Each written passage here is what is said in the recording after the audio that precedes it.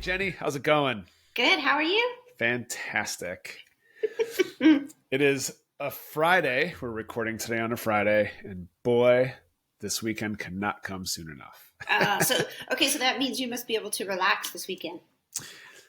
A little bit, yeah. Yeah. I mean, we still have the usual family stuff, Yeah. softball games and swim meets and baseball games, but we're doing a little bit of stand-up paddleboarding as a family. Oh, fun. My kids love stand-up paddleboarding. Yeah. Love it. Okay. My youngest, who is 9, gets really cocky. He'll stand up on the board and try to shake it. I think partially because he wants to fall in. Yeah. Okay. It's fun. So yeah, I'm looking forward to that. That's kind of was part of my Father's Day gift from last week. So. Oh, cool. Do you guys have your own gear and all that stuff?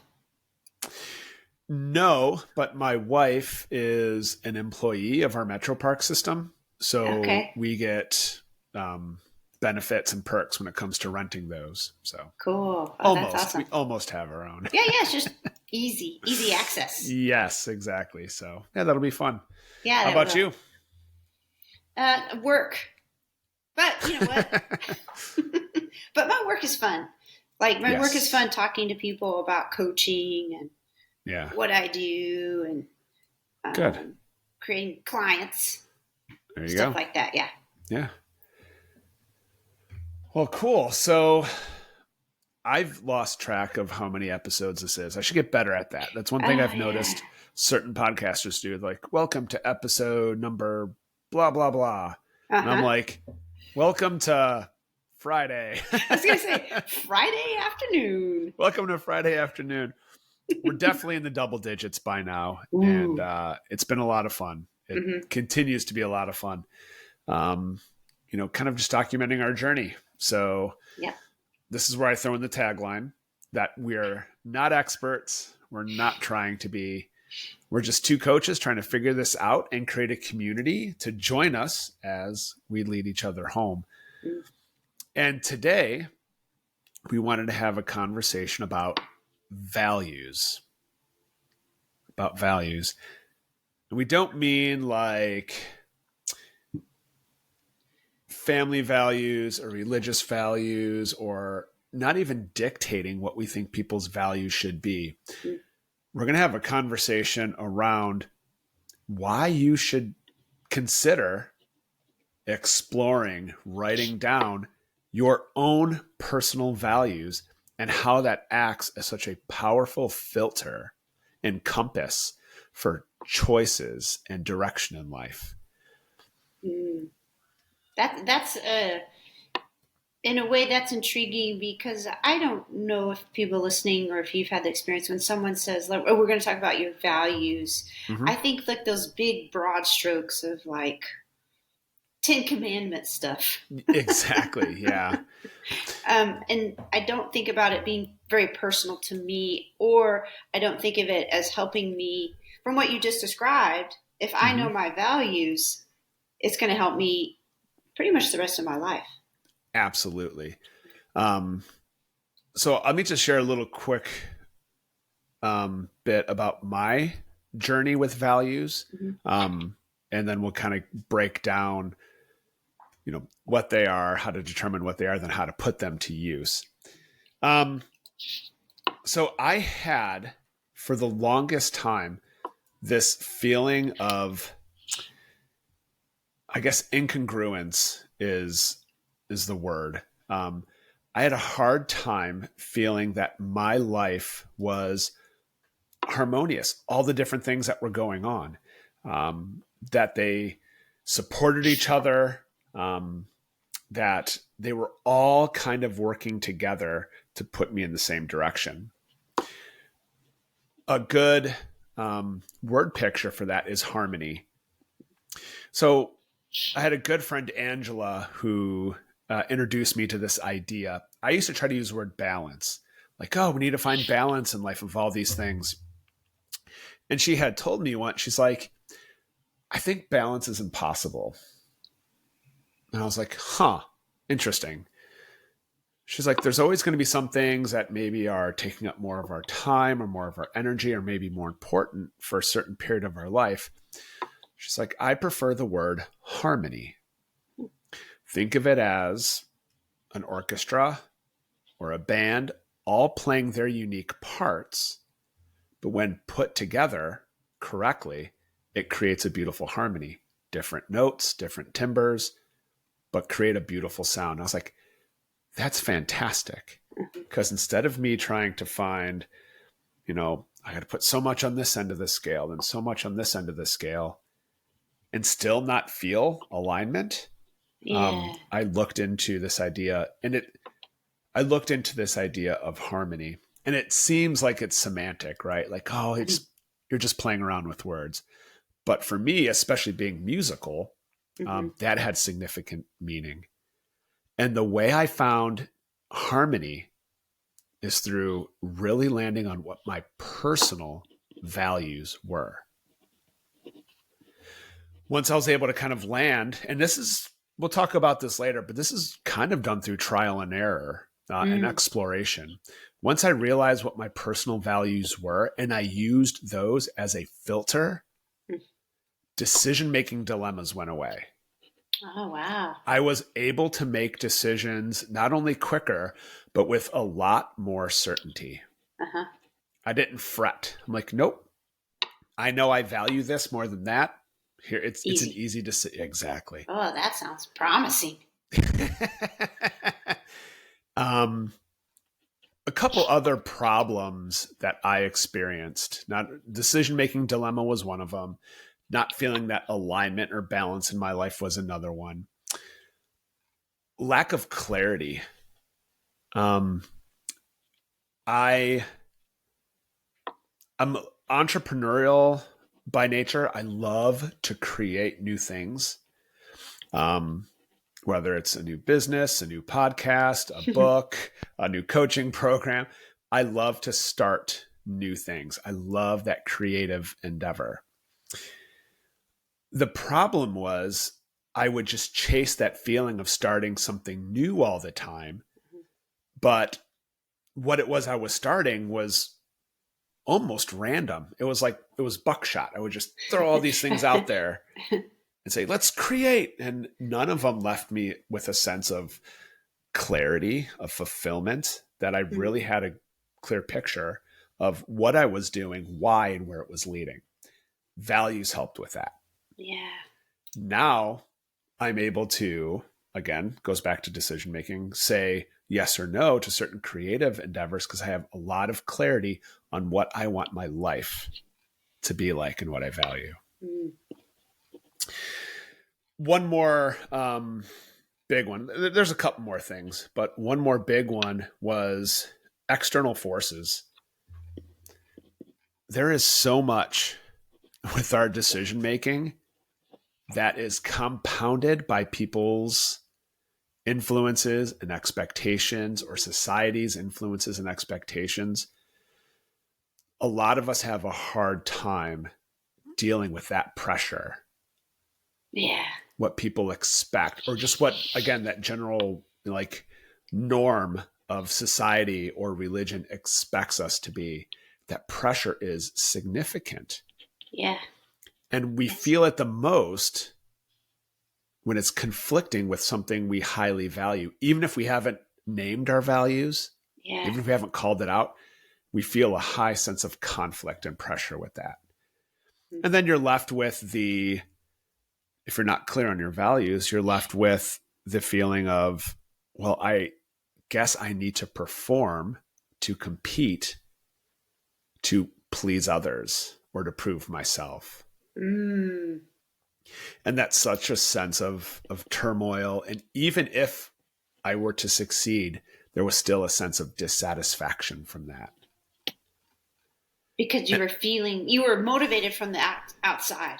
Correct. I was trying to satisfy external motivators and external influences, not what I valued, not what I wanted to do or what I thought was important. So those were some significant issues in my life that kind of led me to roundabout led me to this place of, no, I need to know what I value, what I hold dear, what's important to me, and then use that as a filter for all my decisions. Yeah. I have a couple of observations and then a couple of questions for you. One of the things I'll go back to when you said harmony versus balance, and I wrote down, to me, balance in my mind identifies with work. You are balancing. You're balancing. You're balancing. Harmony, in a way, I know you said it's semantics, but it's almost like a flow. Because if I'm allowing something to be harmonious, those notes or those things are already there. I've taken away the work. Yeah. If that makes sense, like if I'm living a harmonious life, I had two clients today, and what kept coming up, and they both said it, and I didn't say it, was that they already knew they had everything in them to accomplish what they needed to accomplish. That's so powerful. Right? And it was those moments, and I know you've had these where you're like, I thought I was the coach, but you're coaching me. Yep. Because I was thinking, I'm going to apply that to your harmonious. Like our lives are begging for that harmonious opportunity to flow and to create. But sometimes it takes an exercise like what you're going to speak about to let it come out. I hope that makes sense. Makes sense in my mind. It does. Okay. So much so that I'm feverishly jotting that down, because that is so true. And again, I alluded to myself being musical, like playing music, going to the theater. Like my wife and I, we absolutely love that. And there's just something about orchestra. Every little bit and piece coming together to create a beautiful harmony. And it's cathartic, it's freeing, it's flowing. And I was going to say, I don't mean to wax poetic on this, but you know what? I do mean to wax poetic on this. Yeah. It is an amazing feeling when you have those kind of moments in your life when you're operating within your values with clarity and alignment, free from that external pressure, that life just flows, even for a little bit, and it seems effortless. That is an absolutely fantastic feeling. Right. And one of those great little outcomes or side effects of living a life that is values-based. Yeah. That's a great call. Wow, I loved the harmony. I'm going to start adding that in. Because I do speak of balance a lot. I think I've spoken with you on these podcasts about making our life right-sized. Everything is equal, and it's same thing. The harmonious life, same concept, but a new insight. So that was one thing, and then I'm just going to be inquisitive. How long ago did you decide, or did someone tell you need to know your values? Nobody directly told me. It's one of those things that I think I gradually came across and stumbled on. I knew something was wrong, and I needed to change my approach. I knew there was all of those struggles, right? The lack of clarity, lack of alignment, external pressures that I couldn't satisfy. And just knowing those were there, those came from an awareness practice, a self-awareness practice. It's something I do. I mean, heck, I took a 3-mile hike today, and it was all like a meditative hike. So that practice helps a great deal. But then again, through coaching, like my coach, and then what I call like an informal mentor. Those are people we read about, listen to their podcasts, and we don't actually have these kind of interactions with them, but really their influence on your life is significant. One specific person in that area of making decisions around your values is Cal Newport. Cal Newport is an author. Actually, wait, I have a book this time. I was going to say your bookshelf is fully stocked. It's getting there. I was getting there. Closer and closer. I have Cal Newport. Yes. Okay, good. Because every time I turn around and grab a book, I'm like, oh, it's not there yet. I have multiple books of Cal's, but this is one of the first ones I read called Digital Minimalism. Okay. Choosing a Focused Life in a Noisy World. Oh. His, I think, most famous work is called Deep Work. But anyway, I listened to his podcast because his podcast is fantastic. He's very complimentary to his books. But recently, and I mean like as of this year, he's had a ton of content around values-based career choices. Don't, Cal will probably send a cease and desist if he hears me, butcher this so poorly. But the little and big of it is, don't take a job because you think you're supposed to, because you have to, because that's the progression. Yeah. Don't chase the money or the title or the prestige. Figure out the kind of life you want to live and then find a job or a career that supports that. Yeah. So it was kind of through my own self-awareness, my coaching, my being coached, and then the influence of informal mentors like Cal that I said, I wonder what my values are. Yeah. And that kind of gave rise to this practice. Wow. And there's others out there in this space, like Brene Brown is huge in this area. So, I'm not saying something that's brand new. This is probably not earth shattering, but you might be hearing it for the first time. But I could, tip my hat to people like Cal and Brene, my coach, Matt, and people like that who have gently, directly or indirectly guided me here. Yeah. Yeah, that's really cool. I think, and I've said it before on this podcast, when the student is ready, the teacher appears, right? I love that. Oh, I love that. And so you were ready. It's like you were kind of your own teacher, but kind of not. It's like you were gathering this seen and unseen community about you to venture into living differently. Yep. Mm-hmm. Yeah, that's really cool. Been very thankful for that because the impact, like I kind of alluded to at the beginning, the impact's been significant. Yeah. Been significant. Well, I don't know if you've had this, but people will describe something in their lives, and I'm always like, well, I want that. Can I have some of that? And so when you were like, okay, now my decisions are much easier, I was like, oh, I want that. I want the filter that to me, it's like honoring yourself and coming home to yourself is like one of the most exhilarating things. Yep. When you have the opportunity to honor yourself, it's just like, it's like nothing else. Like you just said, it's those moments, right? Yep. Yeah. Yep. Absolutely. Yeah. Absolutely. Okay. That was my questions. I'm ready for more of your good info. Yeah.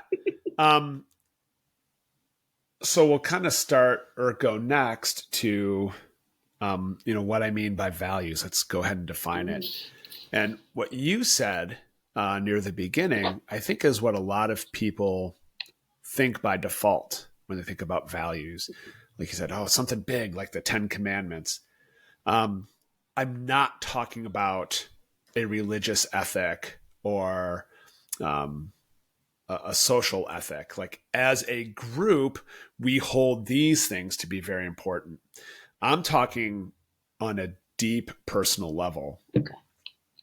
I think a great way to illustrate how I separate those two is because I'm a practicing Christian, there are probably certain things in the Christian ethic that I value highly, but yet none of those things appear on my list. Okay. Because I'm talking about personal values. If someone, if someone were to question me and say, well, how come, the Bible isn't one of your values, the Word of God? I'm like, well, that's assumed as part of my faith. And yes, I'm sure that comes into play when I make decisions. But what I'm talking about is to an individual, not as part of a religious group or a social group or a political group or anything like that. As an individual, what do I hold true? Okay. So it's a deeply personal exercise to go through this. And the biggest barrier to this is that judgment that might pop up. Because when going through my values, this exercise for the first time, even though I'm doing it by myself, I still felt this obligation to write things that were distinctly Christian. Yeah. I felt an obligation to do that. And the irony isn't lost on me that in an effort to explore my own personal values, I struggled with external expectations and influences, even as I was trying to do the exercise. Yeah. And it's not that I don't value feeding the hungry and helping the poor, which can be considered of foundational Christian ethic and Christian value. It's not that it doesn't make the list, but when it comes to how I want to live my life, what things are the most important? Mm-hmm. So for the sake of this exercise, values need to be incredibly personal. A value is a value is like a belief or believing in something that you hold as highly important to the forsaking of all others. So I had to think, what do I hold important? What do I hold important in my life that if that thing was in conflict with the other, I would have to choose one? Yeah. I would have to choose one. Uh-huh. So I'll link to this in the show notes. I referenced Brene Brown before. She actually, and I believe this is in Dare to Lead, Brene Brown's book, Dare to Lead. There is a list of values. Mm-hmm. And it's an extensive list. It's very long. And you could look at it and go, oh my gosh, as I'm reading through this list of values, I could say yes to all of these. All of these are good and important things. And I hold these things to be important. But our goal is to not be exhaustive. Our goal is to whittle this down to 3. Ooh. Oh, challenge. Okay. So for example, I have this list of values of Brene's up on my machine right now. So I'm looking at my screen. And I'm just going to read through the ones that start with the letter A. Oh, it's alphabetized. Okay? It is, which is even better. Okay. Okay. Accountability, achievement, adaptability, adventure, altruism, ambition, and authenticity. Now, I would probably say yes to all of those, with the exception of ambition and achievement. Okay. But yes, accountability is incredibly important. I want to be held accountable. I want to be adaptable. I want to be flexible enough that I could learn and grow and change with the times. Yes, I love adventure. Altruism, significantly important. I could go on and on. But that's not the point of the exercise, to say, yep, I agree. Yep, I agree. Yep, I agree. Okay. What kind of filter would that make? If you're like, all right, I have a choice to make. Let me go through these 52 different things that I value. Agreed. Yeah, that's to good. see if it passes that test. Okay. So it's different. It's challenging. To make it worse, Brene also says, hey, you could add a few things on this list that aren't there if you need to. It's like, good gravy. But the exercise that I did is kind of a battle royale sorts. Okay. My youngest son, for better or for worse, just discovered WWE wrestling. Okay. And I tell him, like, buddy, when I was growing up, I watched this all the time. Me and your Uncle Ryan, we would wake up and we would watch wrestling, and then we would wrestle each other, and then someone would get hurt. Well, they have this kind of like battle royale format every now and again where it's like all these guys are like fighting it out, and one by one, they're eliminated until one's left standing. Okay. That's the approach I took. That's the approach I took with the values. And the funny thing is, oh my gosh, these stories are, I got to remember this story. This is a good story. When I go to a new restaurant, I open the menu and I'll take the first like entree and I'll say, okay, that's the entree I'm going to get. It's the salmon. I don't know. Okay. But then I look at the second entree and I'm like, all right, if the salmon and this roast were to get into a fight, which one would win? Okay, still the salmon, crossing the roast off the list. Then I go down to the third one. If this salmon and that risotto would get into a fight, oh, the risotto's winning. So I cross off the salmon. Am I making you hungry? I'm sorry. No, I just, are you picturing a real fist fight? I'm like, yeah, absolutely. Dropping the elbow and everything. Really? Okay. Absolutely. This is good. Okay. It's how my mind works. It helps to actually watch them fight in my brain. It's good. Oh, we got to create a little moment. Salmon. I know. A roast. Going at it. Fighting it out. On those ropes, jumping. Isn't that the wrestling? Yeah. Yeah, it's great because I'm pretty much a pacifist. So okay. I save all the violence for how I determine my values. That's good. That's good. Got to come out somewhere. It's got to. Okay, keep going. This is good. There is a whole lot more where that came from. Join us in the next episode where we continue this discussion on the power of a life driven by personal values. We'll get more into how to decide those values and then how they factor into every decision you'll make.